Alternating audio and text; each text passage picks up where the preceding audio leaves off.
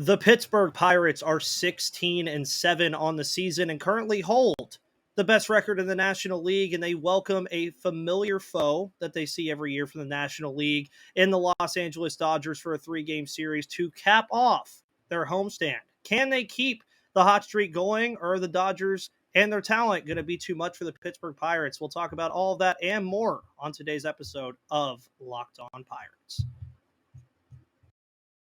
You are Locked On Pirates, your daily Pittsburgh Pirates podcast. Part of the Locked On Podcast Network, your team every day.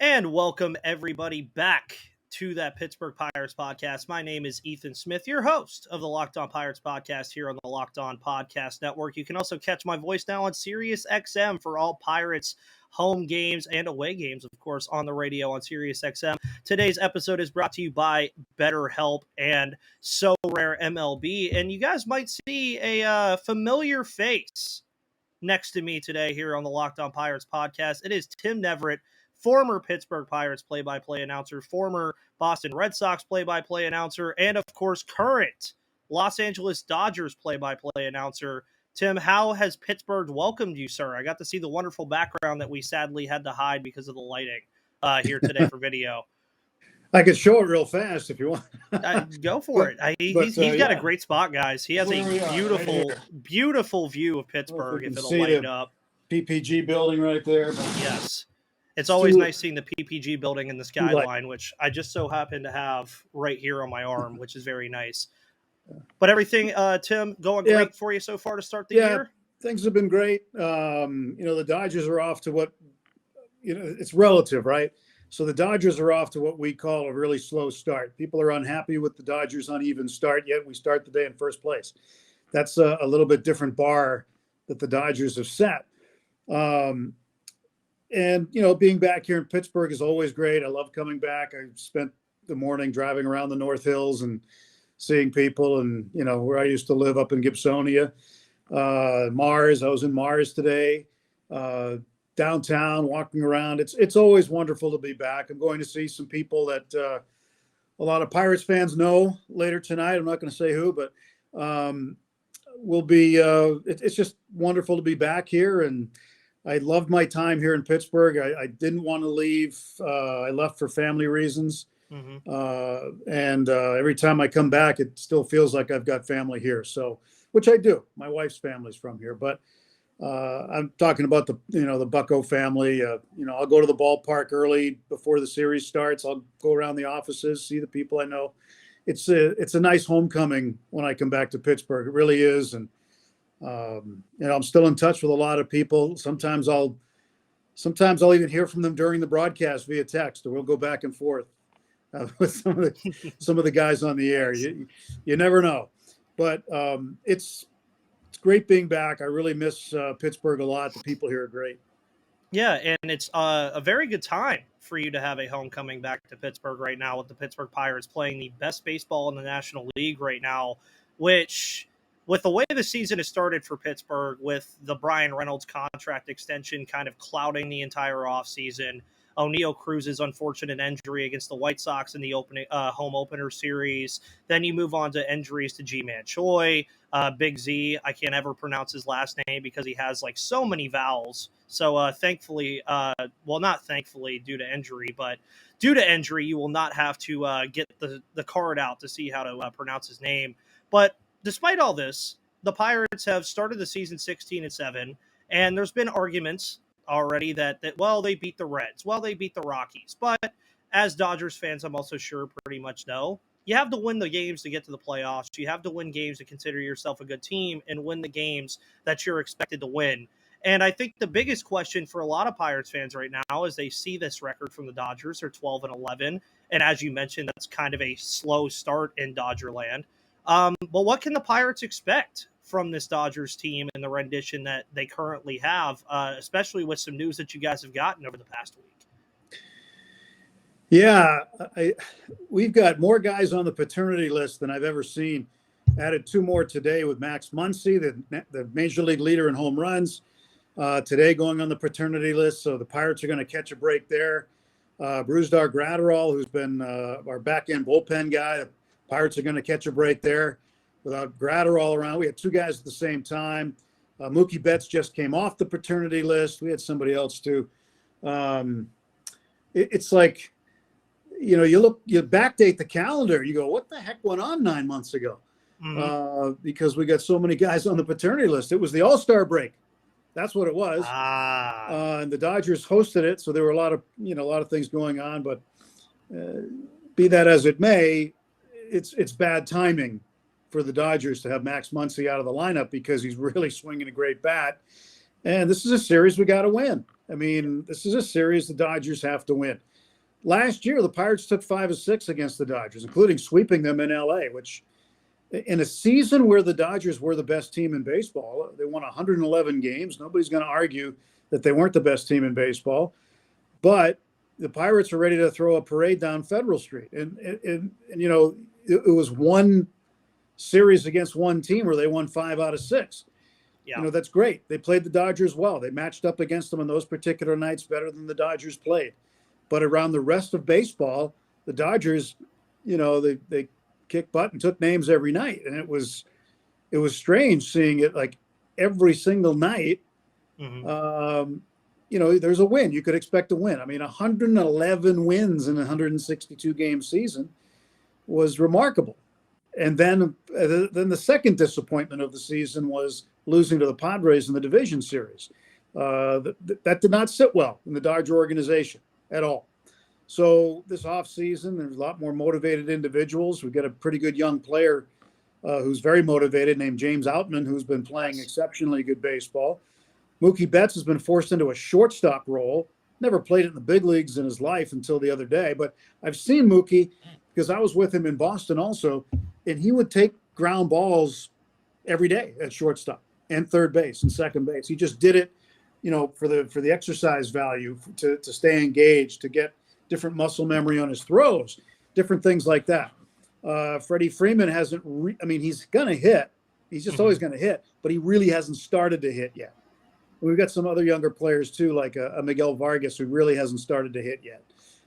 So we'll see what happens with this series. But losing Max Muncy, losing Brusdar Graterol, we're going to debut a kid named Michael Bush. He'll make his major league debut as an infielder at third base. We were expecting something with Muncy because Bush was playing a lot of third base at AAA.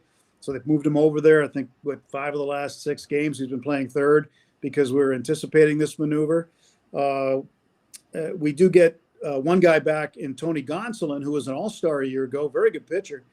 But he had a freak injury just walking off the field in spring training. Yeah. Just turned his ankle. And now he's ready to go, and he's going to pitch, I understand, Wednesday. So, again, it's a toss-up right now, especially with the way that the Pirates are playing, the confidence the Pirates are playing with. There's Bucko fever all over the place. And, as I was driving around the North Hills today, I was listening to the local sports station, and it was all Pirates all the time. And it sounded like the fall of 13 and the fall of 14 and the fall of 15 on the radio, where people are just going crazy about the Buccos. And it's good. It's great to hear because this city needs it when it comes to baseball. Hey, everybody. Ethan Smith of the Locked On Pirates podcast here. Today's episode is brought to you by BetterHelp. Getting to know yourself can be a lifelong process, especially because we're always growing and changing. Therapy is all about deepening your self-awareness and understanding, because sometimes we don't know what we want or why we react the way we do until we talk through things. And BetterHelp connects you with a licensed therapist who can take you on that journey of self-discovery from wherever you are.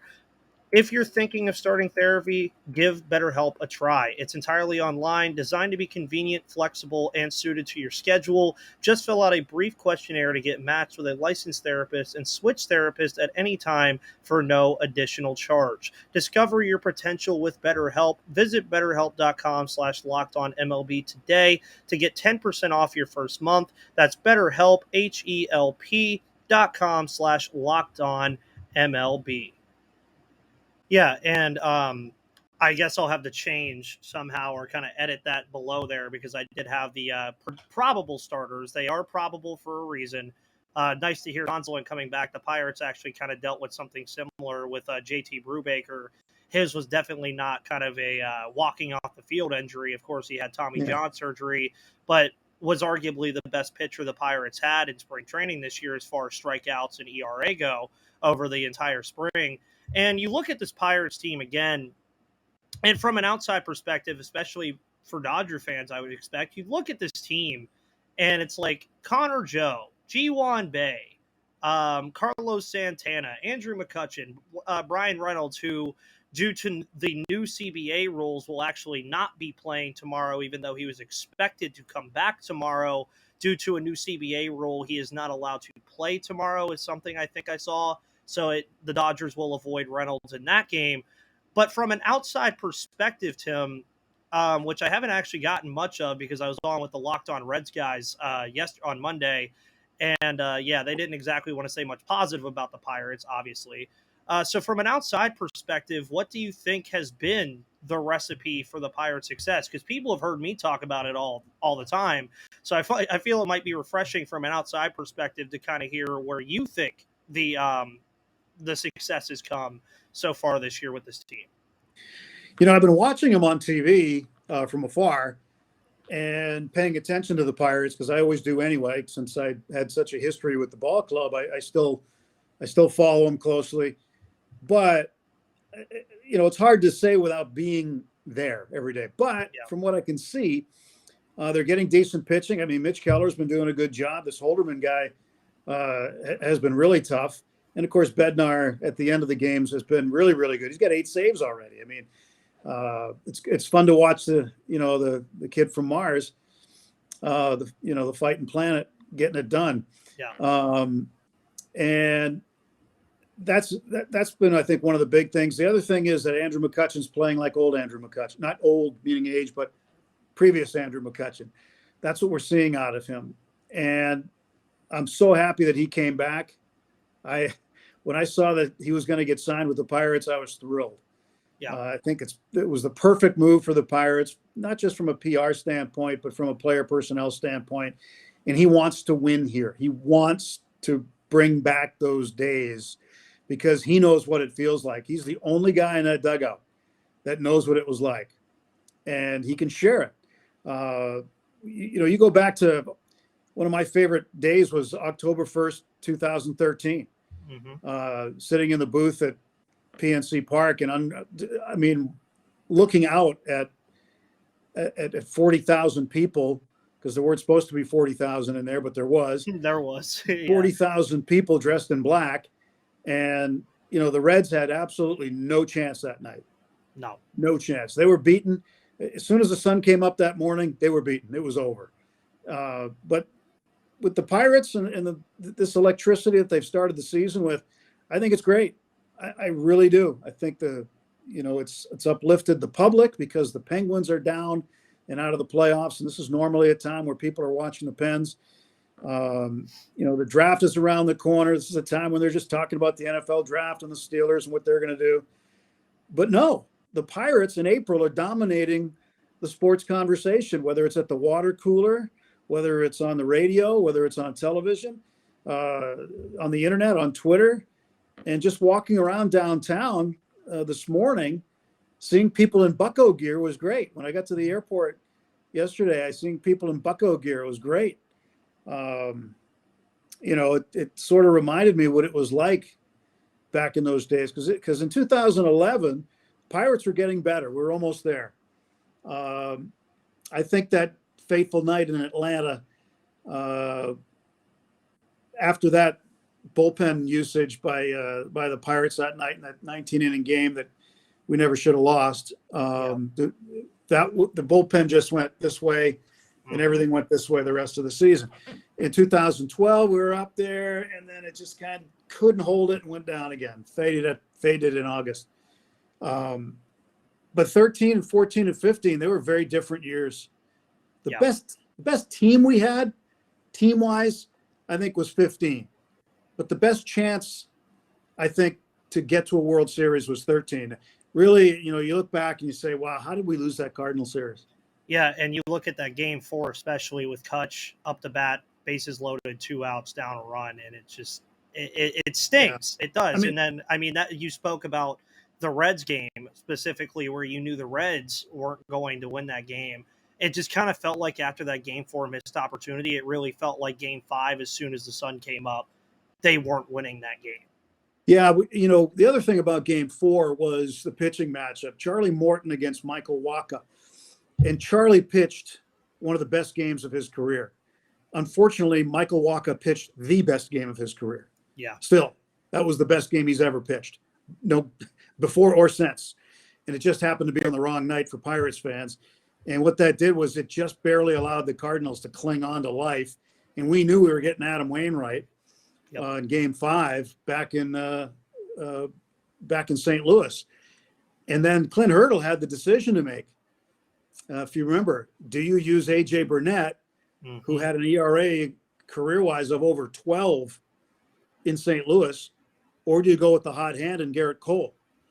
And he went with the hot hand. He went with the rookie Garrett Cole. And that, I know A.J. didn't take it too well, but I think it was the right decision at the time, because every time we went down to St. Louis, A.J., he did very well against other teams, but against the Cardinals in St. Louis, there was something there, intangible, whatever it was. He got rocked there.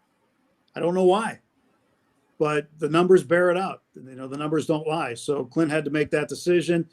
And, the Dodgers were lying in wait in the NLCS, and they ended up getting the Cardinals instead of the Pirates. And we had our bags packed. We'd already been given believe it or not, we were already given our meal money to go to LA, right? We were ready to go. We were planning on going from St. Louis to Los Angeles. Had all the plans ready, and they had to tell the pilot, nope, we're going back to Pittsburgh. Sorry. Yeah. Today's episode is also brought to you by So Rare MLB. Our new sponsor, So Rare, is a revolutionary fantasy baseball game and marketplace transforming fans into owners with officially licensed digital cards featuring players from across all 30 MLB teams. Unlike other fantasy baseball platforms, So Rare managers truly own their fantasy experience, collecting, buying, selling, and competing with player cards against global opponents to win epic rewards. Win or lose, you still own your cards, and there's no cost to play. Plus, the more you win, the more you advance, collecting increasingly powerful cards and accessing next-level competitions and rewards. Of course, So Rare recently partnered with MLB All-Stars Juan Soto and Julio Rodriguez to serve as brand ambassadors. Both are featured in So Rare's current brand campaign and will engage with the So Rare community throughout the season at MLB events. Head to SoRare.com/lockedon, that's spelled SORARE.com, to draft your team of free player cards, set your lineup, and start competing today to win epic rewards. Again, that's SoRare.com/lockedon to start playing today. I mean, it's crazy, though, because you brought up a point that I've kind of brought up to a lot of people about the 2011 and 2012 teams. That the 2011 team, you could sense something. It was like, okay, there's something here. I kind of compared the 2022 Pirates to that team, although they lost 100 games. Once O'Neill Cruz came up, which, of course, Dodgers Pirates history there with the O'Neill Cruz acquisition, it kind of felt like something was finally there. O'Neill Cruz is this crazy 6'7" shortstop, freak of nature, StatCast aficionado in terms of just popping up there. Now they start the season 16-7 this year, and you brought up 2012, where it really felt like, okay, this team has something brewing here with the likes of Neil Walker, Andrew McCutchen, Josh Harrison, Garrett Cole. Jamison Taillon was a young and up-and-coming prospect that they were waiting on to come in the wings in a couple of years. Does this team kind of have the same feeling of that 2012 team? Because obviously the Pirates are on pace to win 115 games, and I'm here to tell Pirates fans I love you. I love you guys that listen to this show. It is not happening. If they win 115 games, I will give somebody who listens to this show $500, and I'll stand by it, but it's not happening. But despite records, despite all of that, do you think this team does kind of have that same feeling that 2012 team did, where we haven't even seen Andy Rodriguez, who sadly is on the IL right now, or Luis Ortiz, or any of these big prospects that we're still waiting on that are going to come up later in the year on top of getting O'Neal Cruz in a couple of months. Yeah, let me clarify something. I'm shaking my head saying no way they win 115 games. It's because nobody's going to win 115 games. The best team in baseball this year will not win 115 games. I just saw last year's best team in baseball win 111, and it was a struggle on a lot of nights. So it's not going to happen. So don't think you're going to win 115. No one is. Not a single team this year will do that. So that being said, O'Neal Cruz is fun to watch. He really is. But it's part of baseball is injuries and then how you fill in the next man up philosophy. I know that, that happened in 11, happened in 12, happened in 13, 14, 15. We had guys go down, but then we had guys step up. Mm-hmm. I think, in fact, we had an issue with catching. What year was that? Might have been in 11, actually. That's when Michael McHenry came on the scene in 2011. 9 different catchers that year. Yeah. I said it on the broadcast the other day. It was 9 different catchers. We had, I wish I could remember all their names. I'm thinking I got a lot of their faces in my head right now, but it was a catching carousel.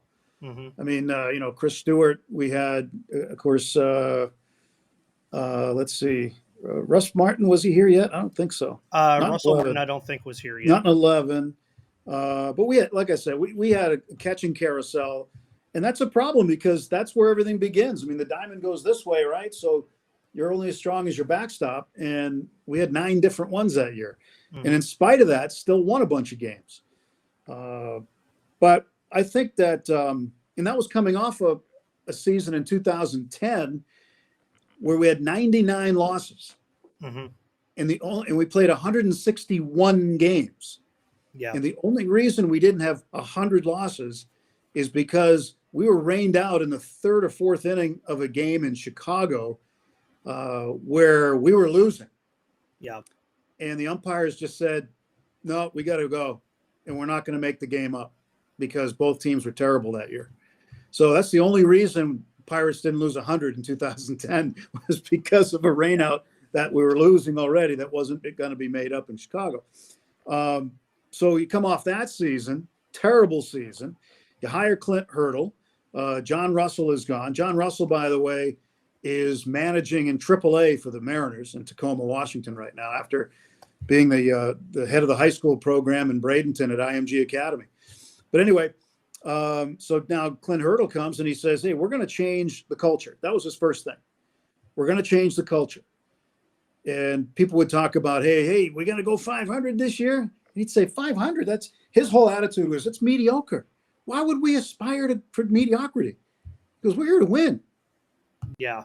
And that rubbed off on a lot of people. And it rubbed off the right way on a lot of people. And it didn't take him long. It took him a couple of years, but he went to the postseason in 13 and it was a wonderful experience. 2014, Brandon Crawford hits the 4th inning grand slam, and then Bumgarner shuts the door. That was peak Bumgarner. He's nowhere close to that now. Obviously, he just got DFA'd by the Diamondbacks. He's he might be a candidate for the Pirates if they're looking for pitching. It's a possibility.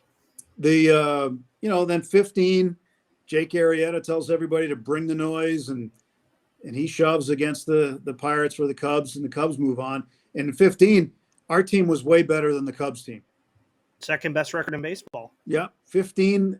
That's the team that should have gone a lot farther. That to me was one of the biggest disappointments with the Pirates was that 2015 team didn't get past the wild card game. Should have. And if they had done so, I think we'd have done some damage in the postseason. Yep. A lot further. It would have been way better than 13. But this is baseball. And now with the new schedule and the new playoff format, teams like the Pirates are going to have more opportunities to make the postseason than ever before. So, I think you got to remain optimistic regardless. But right now, through March and April, the Pirates are one of the, if not the best story in baseball. Yeah, and to go back to the catcher thing from that vaunted year of the catching stuff, these names are going to come back to you as soon as I say them. I can tell. Dusty Brown, Ryan Dumet, Eric Fryer, Jason Armilio, Michael McHenry, Matt Pagnazzi, Chris Snyder, and Wyatt Torregas. Chris Snyder. So I was thinking of, not Stewart. Wyatt Torregas, remember, he's in coaching now. Fryer, I remember he had a hockey mask. Ryan Dumet, of course, was the switch hitting catcher. He was he was a big signing for the Pirates in the past. He was a regular catcher for a while. And then Jason Jaramillo, he was supposed to be the heir apparent. Wasn't really, but he played significant time behind the plate right on a regular basis. Yeah, I remember all those guys. Yeah, That was it was a group. It was a group, that's for sure. Yeah. Oh, and to kind of cap things off here, again, we have 3 games. Of course, in the first game, Syndergaard versus Oviedo. Pirates fans, I don't need to tell you about all the stuff about Syndergaard that you already know in terms of Pirates lore with Noah Syndergaard. If you want to go look at that, go have fun. It's not going to mean anything for what he does on Tuesday night, just so we know. It's not going to mean anything. And then you mentioned Gonsolin coming back on Wednesday. That'll should also be a fun pitching matchup between him and Contreras. And then Mitch Keller and Julio Urias will finish off the series on Thursday. So what are your expectations here? What are some keys to victory for the Dodgers and for the Pirates for that matter? Well, from what I've seen from the Pirates, the Dodgers are going to have to outslug them. Pirates have been hitting the ball. I mean, they were hitting the ball all over the place in that Cincinnati series. I watched 2 of those games that were opposite. They were after Dodger games, and I was impressed with the way they swing the bat. So the Dodgers are going to have to outslug them.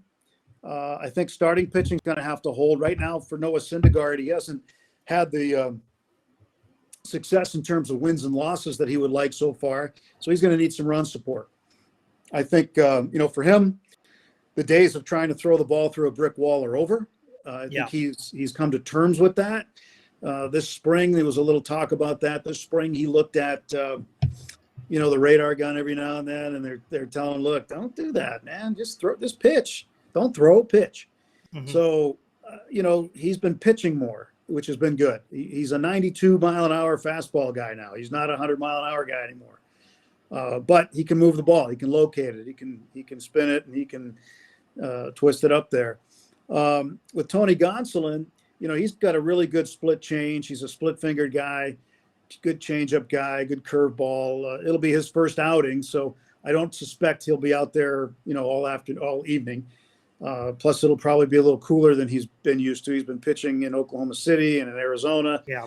And with Julio Urias and Mitch Keller, I think that's a great matchup for a day game. If there was ever a matinee to skip work and come out to PNC Park and watch a game, Thursday would be a good one because you're going to see 2 really good pitchers go at it.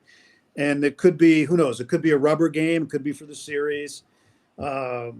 Maybe it could be for a sweep one way or the other. Maybe, I don't know. But I think the day game on Thursday is going to be pretty entertaining.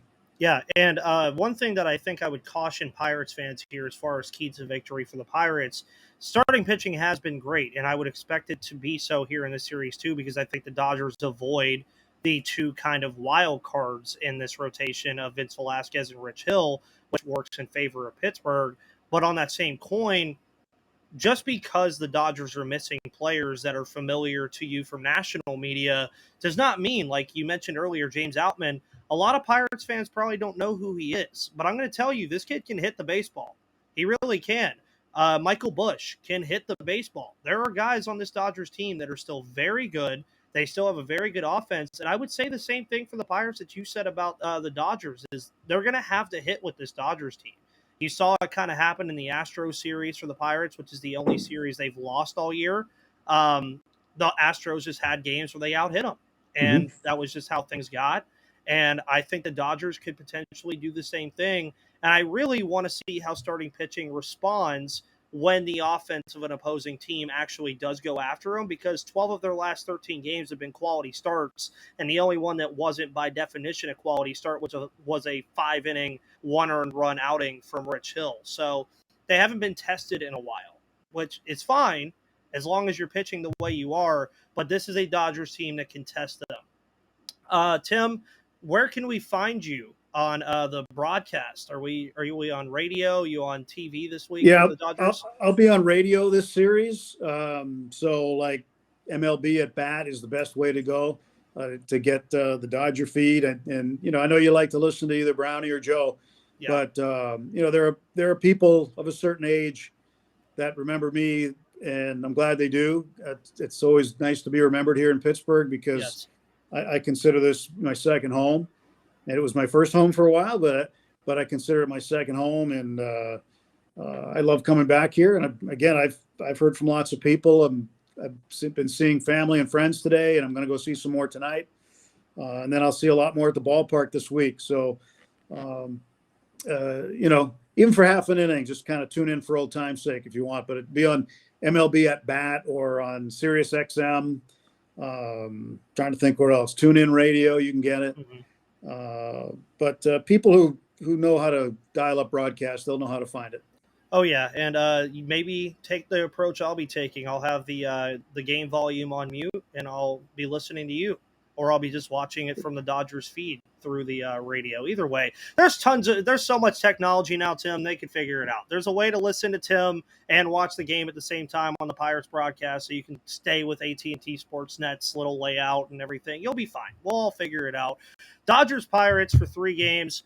Even after this, I don't think they play for quite some time this year. It's kind of spread out pretty far. Actually, I don't think it's close. Far. Yeah, I'm so accustomed to talking about the Reds after talking with those guys, and we don't play the Reds again until like August, and we just played them for 7 games through the first 23. So I'm like, okay. No, you're right. It's early July. Yeah, so it'll be a while.